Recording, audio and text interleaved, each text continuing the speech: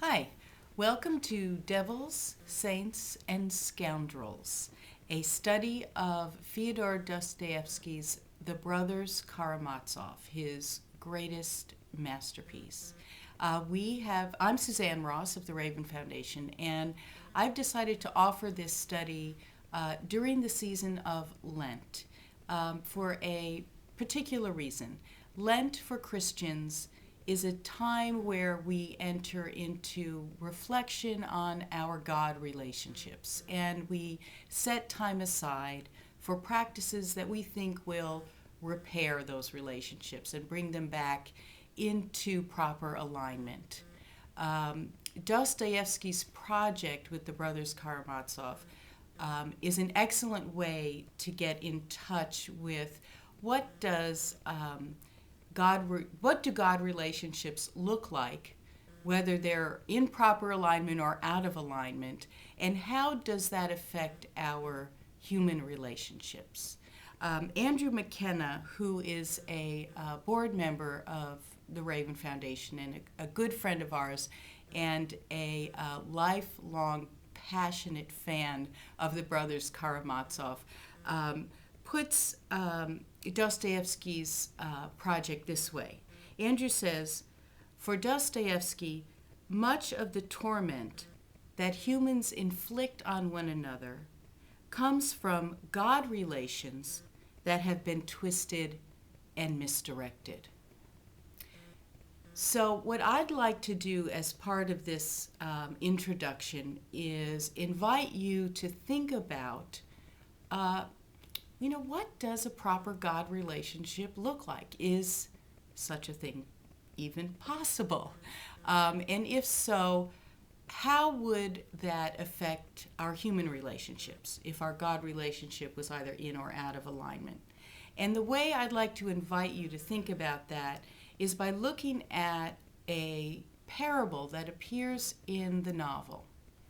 And it just stands by itself. You don't need to know who said it, when, or where. It's just a lovely little parable, and it's called, it really doesn't have a name, but I've given it a name, and I call it, Hey, That's My Onion.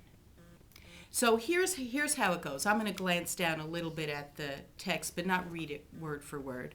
But it does start once upon a time. Once upon a time, there was a peasant woman who was very wicked. And she died, and she didn't leave a single good deed behind her. So the devils caught her and plunged her into the lake of fire, where she was to spend eternity with all the other wicked sinners like herself. But she had a guardian angel who wanted to do something for her.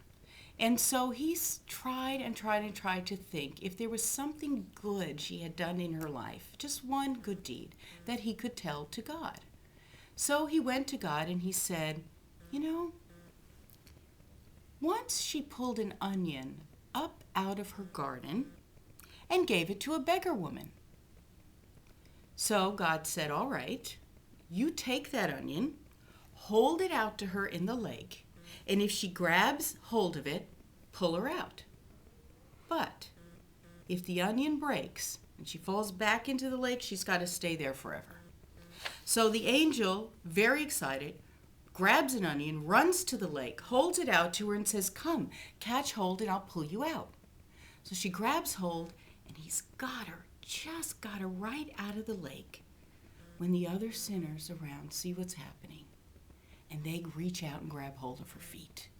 She starts kicking and trying to break loose from them, and she says, wait a minute, I'm to be pulled out, not you. It's my onion. As soon as she says that, the onion breaks, and she falls back into the lake. And Dostoevsky ends it by saying, she is burning there to this day. So the angel wept and went away. So what I'd like you to do is either by yourself or with some friends, get together and talk about this story and ask yourself, what was wrong with this woman's God relationship? What was she getting wrong? What was she missing? How could she have put it back into alignment? And how did that affect her human relationships? So I'd appreciate it if, as you're thinking and talking about it, you send me some emails and notes about where your thoughts are, and then we'll go to part 2. So thank you very much.